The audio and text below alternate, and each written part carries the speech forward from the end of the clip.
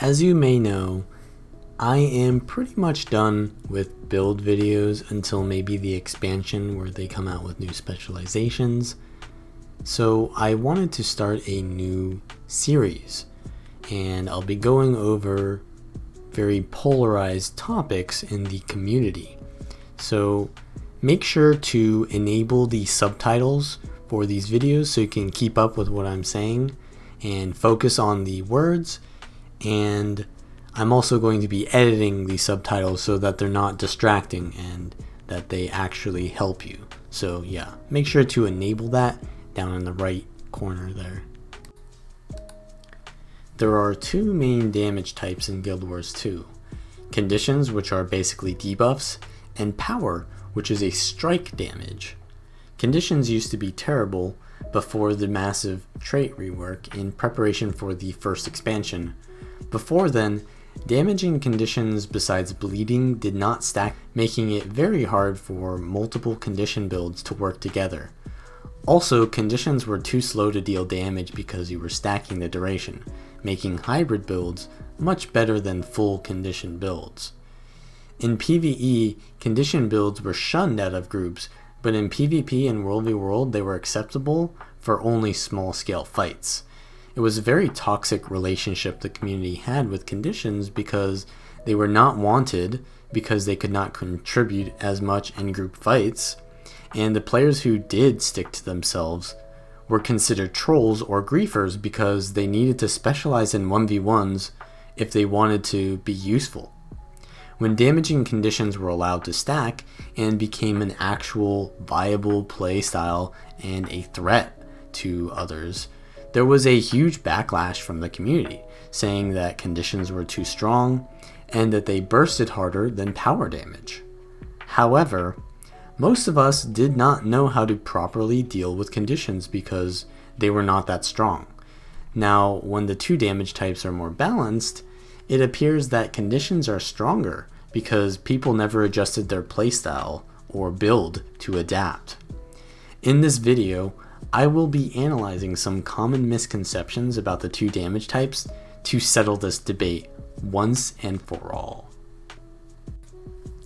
The first topic we'll look at is which damage type is easier to play.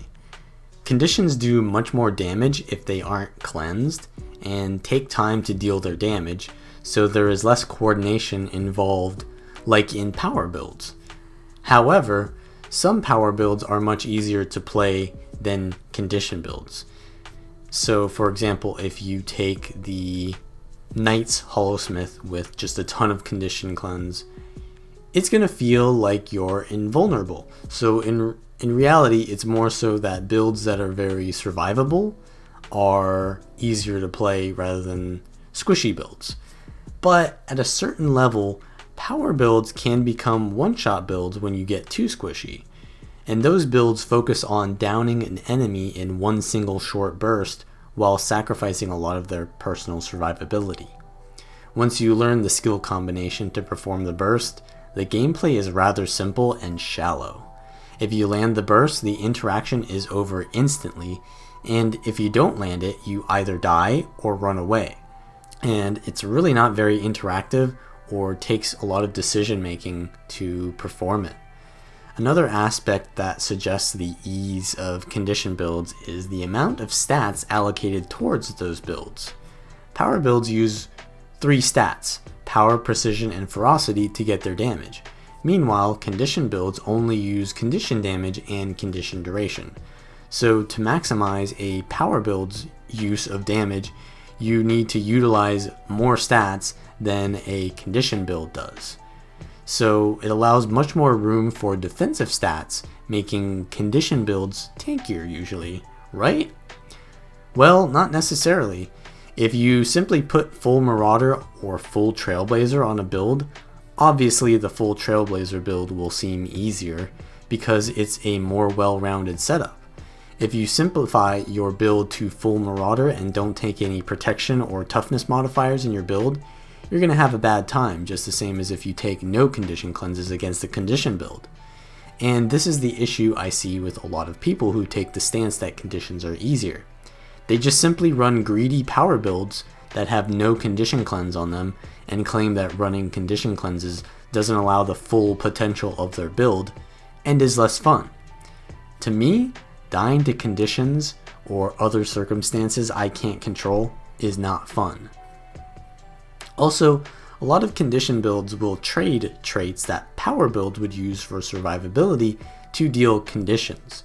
For example, a condition thief might use the poison trait, whereas a power thief would always use improvisation, which would make up a lot of the survivability difference in stats. Yes, it would simplify the build a lot to run tankier stats and passive damage traits, which would make a condition build easier to play for sure, but that's a choice.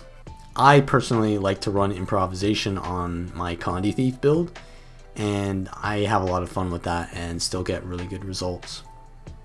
So you could run a lot of easy builds on power still, and the traits, even though they can sometimes be more interactive, are often going to make them just as easy.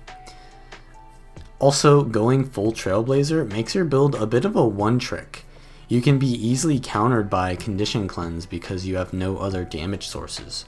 Yes, I do find condition builds easier to play in general, especially in World vs. World where Trailblazer exists. Conditions may be easier to play, but are also easier to handle, which leads to my next topic, which is counterplayability. Which damage type is more counterplayable? Power damage is instant, so you can only dodge it, and if you get hit, the damage is done, but it can be reduced by toughness and protection. Condition damage can be dodged on its application as well, but can also be cleansed as well afterwards if you take that damage. And it takes longer to deal its damage, but it generally does more damage if it isn't cleansed. It can be ignored with resistance, and cover conditions can make it harder to cleanse. I think without a doubt conditions have much more counterplayability to them. However, what people misunderstand is the ease at which they are counterplayed. Conditions add more complexity to situations by increasing the amount of decisions you need to make. You have to not only look at the animations of your opponent and dodge them, but you also need to decide which skills to tank and cleanse, or when to cleanse them. Especially when dealing with Torment and Confusion, conditions can also change the way you play and add another level of complexity to counterplay and deciding when to cleanse. In the example of Torment, you can decide to stand still to take less Torment damage, but that would make you more vulnerable at the same time. So you need to decide if and when and where to stand. Against Confusion, you take more damage each skill you use, so you need to decide whether to cleanse it or to wait it out, or which skills are important enough to use while confused. These definitely make it harder for newer players, but with practice and awareness, you get the feel for how much cleanse you can afford. Blind and Daze are very easy to recognize conditions because your screen turns a bit purple or dark, respectively, when you have them. It would be nice if there was a more customizable UI to allow players to move their buff bar or condition bar, or resize it to make it more visible. This would allow more visibility if players choose it. What people don't acknowledge is that condition builds are usually slower, so they require less awareness to avoid, and allowing you more of your mental resource to watch your UI. And power builds also use conditions too. Now I know that weakness is a mostly power countering condition, but blind and cripple and chill are all conditions that you're going to need to work around that power builds also have. So it's not like you just need to look at your animations against a power build. You're still going to need to look at your UI. So that's not really something that conditions build have too much of an advantage with.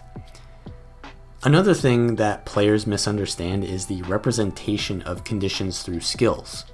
If a Revenant hits you with a sword attack, you can clearly see how much damage it did to you in the combat log.